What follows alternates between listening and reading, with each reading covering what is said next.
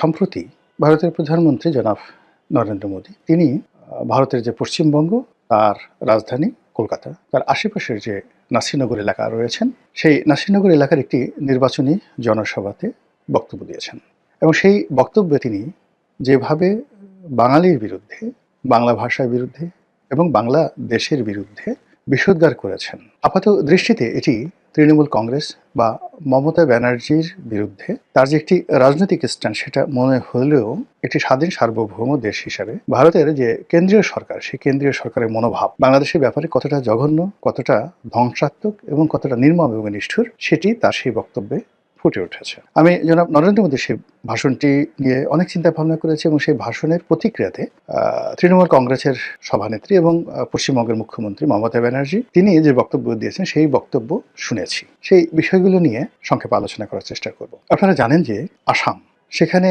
আসাম এবং ত্রিপুরা এখানে নরেন্দ্র মোদীর যে রাজনৈতিক দল বিজেপি তারা সেখানে অতীতের যে কোনো সময় আসছে ভালো করেছে, অর্থাৎ সেখানে বিজেপির শাসন চালু হয়েছে। কিন্তু স্বাধীন ভারতের রাজনীতিতে সবসময় বাংলা মানে পশ্চিমবঙ্গ খুব গুরুত্বপূর্ণ ভূমিকা পালন করেছে। পশ্চিমবঙ্গের কারণে যাকে বলা হয় পুরো রাজনীতি বারবারই উলটপালট হয়েছে, কখনো যাকে বলা হয় রাজনীতিবিদদের দ্বারা, কখনো শিল্প সাহিত্যিক কবিদের দ্বারা, কখনো ব্যবসায়ীদের দ্বারা। পশ্চিমবঙ্গ পুরো ভারতবর্ষের রাজনীতি নিয়ন্ত্রণ করেছে। একসময় ডক্টর বিধানচন্দ্র রায়, জ্যোতি বসু, এরপরে তারও আগে মাওলানা আবুল কালাম আজাদ, হুমায়ুন কবির, এরপরে সর্বশেষ যে রাষ্ট্রপতি ছিলেন প্রণব মুখার্জি, এই সমস্ত দিকপাল ছাড়াও শরৎ বসু, তারপর বাংলার বাগ আশুতোষ মুখার্জি, শ্যামাপ্রসাদ মুখার্জি, অসংখ্য লোক মানে যারা সর্বভারতীয় রাজনীতিতে এতটা দিকপাল হয়ে আছেন যে তাদের সমপর্যায়ের রাজনীতিবিদ আসলে তৈরি হয়নি। কবি, সাহিত্যিক সব ক্ষেত্রে মানে আমরা যেমন আমাদের বাংলাদেশে যেমন জাতীয় সঙ্গীত রবীন্দ্রনাথের, ভারতের জাতীয় সঙ্গীত তো রবীন্দ্রনাথের, বাড়ি কোথায়? এই কলকাতাতে। আবার তিনি বিয়ে করেছেন কোথায়? যশোরে, আমাদের এই জায়গাতে। তো ভারতের যারা রাজনীতি করেছেন প্রথম থেকে তারা বাংলাকে সবসময় ভয় পেয়েছেন, অর্থাৎ বাংলা যখন একত্র থেকেছে তার সঙ্গে সঙ্গে বিহার এবং উড়িষ্যা অটোমেটিক চলে এসেছে, আসাম এবং ত্রিপুরা সেখানে বাংলার করদ রাজ্যে পরিণত হয়েছে। তো এখন একটু ম্যাপের দিকে তাকান তো, যে বাংলাদেশের ভূখণ্ড, তার সঙ্গে পশ্চিমবঙ্গ, বিহার, তারপরে আসাম, উড়িষ্যা, এই যে অঞ্চলটি হাজার হাজার বছর ধরে একত্রে ছিল এবং এই অঞ্চলটি দিল্লির মানে এখানে যত বেশি ঐক্যবদ্ধ হয়েছে দিল্লির সিংহাসন তারা নিয়ন্ত্রণ করেছে। সেটা পালদের আমল বলেন, সেনদের আমল বলেন, শশাঙ্কের জমানা বলেন, হর্ষবর্ধনের জমানা বলেন, সব সময়টাতে, এমনকি বাংলা, বিহার, উড়িষ্যা সেই মুর্শিদ কুলি খান থেকে নবাব সিরাজউদ্দৌলা পর্যন্ত এই পুরো সময়টি বাংলা থেকে দিল্লি নিয়ন্ত্রিত হয়েছে। এমনকি ভারত ইংরেজ শাসনের যে বুনিয়াদ কোত্থেকে হয়েছে? এই বাংলা থেকে। তারাই বাংলা, বিহার, উড়িষ্যা নবাবকে পরাজিত করে এই প্রথম কলকাতাতে তাদের রাজধানী স্থাপন করেছে এবং একেবারে শেষ 1905 সন বা 11 সনের দিকে সেই তারা বঙ্গভঙ্গ করতে বাধ্য হয়েছে। এর কারণ হলো তারা দেখলো যে এই বাংলাই তাদের যাকে বলা হয় পতনের মূল কারণ। মমতা ব্যানার্জি তার বক্তব্যে বলেছিলেন যে এই বাংলা সম্পর্কে ইংরেজদের যে ভয় ছিল, পুরো ইংরেজ জমানাতে তারা মোট 7 লক্ষ কয়েদিকে আন্দামান নিকোবর দ্বীপপুঞ্জে তারা নির্বাসিত করেছিল এবং তার টোটাল লিস্ট মমতা ব্যানার্জি সেখান থেকে নিয়ে এসেছে। ভারতবর্ষের অন্য কোনো জায়গা থেকে এর কাছাকাছি মানে যত লোক আন্দামান নিকোবর দ্বীপপুঞ্জে নির্বাসিত হয়েছিলেন তার 90% বাংলার আর 10% মাত্র পাঞ্জাবের।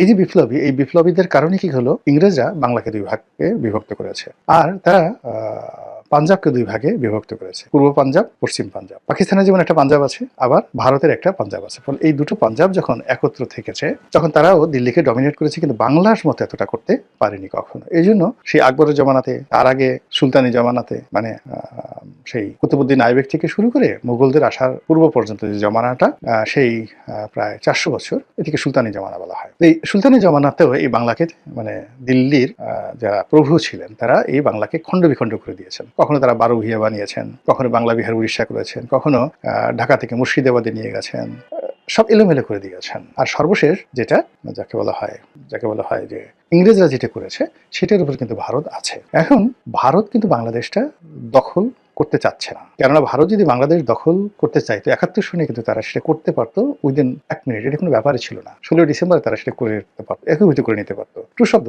আমরা যেখানে এখন একজন সার্জিস হাসনাতের ভয়ে সকাল বিকাল ফিট পড়ছি, আমরা এখন যেখানে জামাতের বা শিবিরের একজন লোক ধমক দিলে আমাদের কাপড় নষ্ট হয়ে যাচ্ছে, আমরা হা করে থাকছি, আমরা ডক্টর মোহাম্মদ ইউনূস বা তার প্রেস সেক্রেটারি যদি আমাদের দিকে একটু হালকা করে চোখ মারে জাস্ট একটা চোখ টিপ মারে, আমাদের জীবনে কি আমদ ঘটে যাবে। এই হলো আমাদের সাহস। এই একই অবস্থা আমরা শেখ হাসিনার জমানাতে আমরা তাকে ভয় পেয়েছি, মইনুদ্দিন ফখরুদ্দিনকে ভয় পেয়ে আমরা রীতিমতো একেবারে টয়লেট করে দিয়েছি। তার আগে আমরা হাওয়া ভবনকে ভয় পেয়েছি, হাওয়া ভবনের আগে আমরা সেই শেখ হাসিনাকে ভয় পেয়েছি, শেখ হাসিনার আগে আমরা এরশাদকে ভয় পেয়েছি, এরশাদের আগে মানে আমরা ভয় পাইনি কাকে বলেন তো? ওই সিংহাসনে যে বসেছে তাদের কাকে আমরা ভয় পাইনি? আমরা খালি আল্লাহকে ভয় পাইনি আর নিজেকে ভয় পাই, নিজের বিবেককে ভয় পাইনি। এছাড়া পৃথিবীর সবাইকে আমরা ভয় পেয়েছি। আমরা পর্তুগিজদেরকে ভয় পেয়েছি, আমরা মানে ফ্রান্সকে ভয় পেয়েছি, ওলন্দাজদের ভয় পেয়েছি, আফগানিস্তানে যারা আসছে তাদেরকে ভয় পেয়েছি, ভারতের গুজরাট থেকে যারা এসছে তাদেরকে ভয় পেয়েছি, তুরস্ক তার্কি থেকে ইকতারউদ্দিন মোহাম্মদ বিন বখতিয়ার এসেছেন তাকে ভয় পেয়েছি, কাকে ভয় না পেয়েছি। কিন্তু যে জিনিসটা হলো সেটা হলো সেই দিক থেকে 1971 সালে ভারতের যে বাহিনী তাকে আমাদের ভয় না পাওয়ার কোনো রিজন ছিল না। There is no reason. আমরা সেই 71 সনের সাথে আমাদের সাহস বাড়ার কথা না, এখন আমাদের তো অনেক সাহস এখন বেড়ে গেছে, এখন প্রযুক্তি আছে, ওটা আছে, ওটা আছে, আমরা ক্যান্টনমেন্ট মানে পুড়িয়ে দিতে চাচ্ছি, দখল করতে চাচ্ছি। এই সাহসের মধ্যে যার যার অবস্থান থেকে আমরা কিভাবে আমাদের হাত পা কাঁপছে, ঠ্যাং কাঁপছে। আমার কাছে মনে হচ্ছে যে আমাদের যারা এই মুহূর্তে যত বেশি গলা কাঁপাচ্ছে, বড় কথা বলছে, তাদের ঠ্যাং বা পা তত বেশি থরথর করে কাঁপছে। তো এই কম্পনটি কি পর্যায়ে ছিল 1971 সনে, ওটা যারা 71 সনে ছিলেন তারা বুঝতে পারবেন। আমরা গ্রামে ছিলাম, তো ওই সময়টাতে গ্রামের মানুষের যে কি পরিমাণ ভয় ছিল, আপনি এগুলো বললে হাসতে হাসতে আপনারা মরে যাবেন। অনেকে ধরুন পাট খেতে বসে পায়খানা করছে, হঠাৎ করে খবর এলো মিলিটারি আসছে। মিলিটারি আসছে এই কথা শুনে সে যে কি করতেছিল এটা ভুলে গিয়ে সে যে দৌড় দিছে, দৌড় দেওয়ার সময় না আছে গামছা, না আছে কাপড়, ক্ষেত থেকে বের হওয়ার পর বুড়ার সারা শরীরে দেখা গেল পায়খানা লেগে আছে। এইরকম ঘটনা। অথচ মিলিটারি তখন ফরিদপুর জেলাতেই আসেনি, ফরিদপুর জেলার কোথাও মিলিটারি ক্যাম্প ছিল না। আর সদরপুরে আমি যে গ্রাম, সেই গ্রামে মিলিটারির ভয়ে এই ঘটনাগুলো ঘটেছে। অনেক মহিলার কি বলবো, আল্লাহ মাফ করে থাকতো, আস্তাগফিরুল্লাহ, প্রেগন্যান্ট যারা ছিলেন, কি যে হয়ে গেছে আপনি বলতে পারবেন না। এই যখন বাঙালি পালাতে গেছে, ধরেন আমাদের বাড়ি থেকে পাশের বাড়ি ছিল এক রাজাকারের, মোল্লাবাড়ি। এখন আমাদের বাড়ি থেকে এই মোল্লাবাড়ি সব মহিলারা গিয়ে পালালো, 400-500 মহিলা। বলেন তো এটা কোনো বুদ্ধিমানের কাজ? যে আলাদা আলাদা বিভিন্ন জায়গাতে পালালে সেটা আলাদা হতো। এক মোল্লা বাড়িতে গিয়ে এই মানে 2 দিন 3 দিন পর পরে মিলিটারি আসবে, পুরুষেরা যেত সব ক্ষেত খামারে, আর মহিলারা গিয়ে ওই মোল্লা বাড়িতে গিয়ে পালাতো। এই হলো বাস্তবতা, বাঙালির সাহস। তো সেই সাহসটি 71 সনে যদি এই অবস্থা থাকে, আর এখন যদি এই অবস্থা থাকে, তাহলে বোঝার চেষ্টা করুন যে 71 সনে দিল্লি যদি চাইতো কি করতে পারতো, কিন্তু কেন করেনি? করেনি এই কারণে যে এই বাংলা, বিহার, উড়িষ্যার আবার এক হয়ে যাবে এবং এক হয়ে দিল্লি দখল করে ফেলবে, রাজনৈতিকভাবে দিল্লি দখল করে ফেলবে।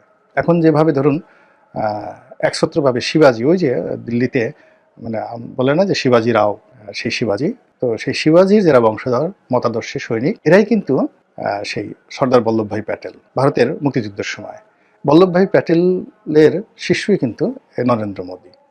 মানে এই গুজরাট কেন্দ্রিক যে আধিপত্য, এই আমরা 47 সন থেকে দেখেছি, এর আগ পর্যন্ত পুরোটাই ছিল কিন্তু কলকাতা কেন্দ্রিক। পুরো সময়টা হাজার হাজার বছর ধরে কলকাতা কেন্দ্রিক ছিল। আর এর বাইরে দিল্লিতে যারা দেখতেন তারা ওই বিদেশ থেকে আসতেন, আর তারা মানে আশেপাশে যে মধ্যপ্রদেশ আছে, উত্তরপ্রদেশ, মধ্যপ্রদেশ এবং এই যে রাজস্থান, সেই রাজস্থানের যারা রাজপুরুষ, রাজনীতিবিদ, তাদেরকে নিজেদের কবজায় রাখতেন। এর বাইরে কোনো রাজনীতি ছিল না, সেখানে কোনো রাজনীতি ছিল না। বাংলা সবসময় স্বাধীন, এখান থেকে টাকা যেত, এখানে তাদের বারবার যুদ্ধ করতে হতো। তো 71 সনে তাদের যে ভয় ছিল যে বাংলা যে কোনো সময় ঐক্যবদ্ধ হয়ে দিল্লি দখল করতে পারে, এবং সেই ভয়টি এই জমানাতে এসে মারাত্মক আকার ধারণ করেছে। এর কারণ হলো পশ্চিমবঙ্গে মমতা ব্যানার্জি যে শক্তি, তার যে জনপ্রিয়তা, তার যে সাহস, গত 100 বছরে পশ্চিমবঙ্গে কোনো রাজনীতিবিদ এতটা বাঙালিকে সিমেন্টেড করতে পারেনি।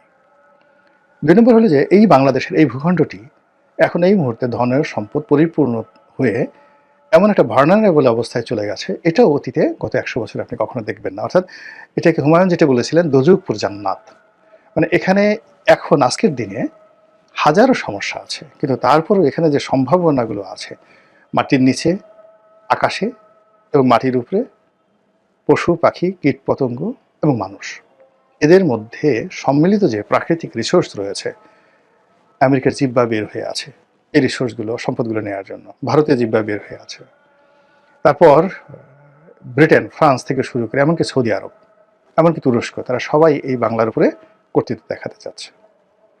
তো সেই অবস্থাতে যদি এই যে আমাদের বাংলাদেশে যারা এখন 7 সিস্টার্স দখল করতে হুমকি দিচ্ছেন, এটা আপনার কাছে যত হাস্যকর মনে হতে পারে, নরেন্দ্র মোদীর কাছে এটা হাস্যকর নয়। তিনি এটা খুব সিরিয়াসলি নিয়েছেন।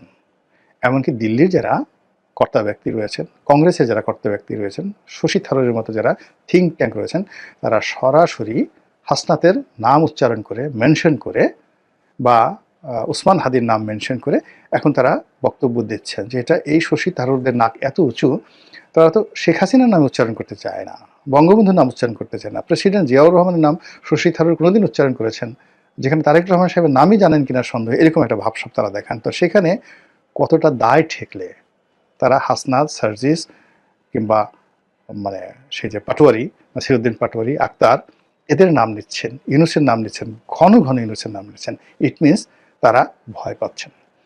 এবং সেই ভয়টাকে জয় করার জন্য বিজেপি এখন আসামের মতো, বিহার না ঠিক, আসামের মতো, ত্রিপুরার মতো তারা সেখানে মমতা ব্যানার্জিকে পরাজিত করে বিজেপির শাসন প্রতিষ্ঠা করতে চাচ্ছেন এবং লোভ দেখাচ্ছেন যে আমাদেরকে বিজয়ী করো, দিল্লিতে আমরা যেভাবে কেন্দ্রীয় শাসন চালাচ্ছি তোমাদের এখানে যদি চালাতে পারি তাহলে তোমাদের উন্নয়ন ত্রিপুরার মতো হবে, আসামের মতো হবে। দেখো গত অল্প দিনের মধ্যে সেখানে কিভাবে পাল্টে দিয়েছে এবং এখন পুরো পশ্চিমবঙ্গ রিফিউজি ক্যাম্পে পরিণত হয়েছে। বাংলাদেশ থেকে লোকজন আসছে এবং রিফিউজিরা সব কিছু নিয়ন্ত্রণ করছে এবং আগামী দিনে এই রিফিউজিরাই পশ্চিমবঙ্গ দখল করে ফেলবে। এই হলো তার বক্তব্য।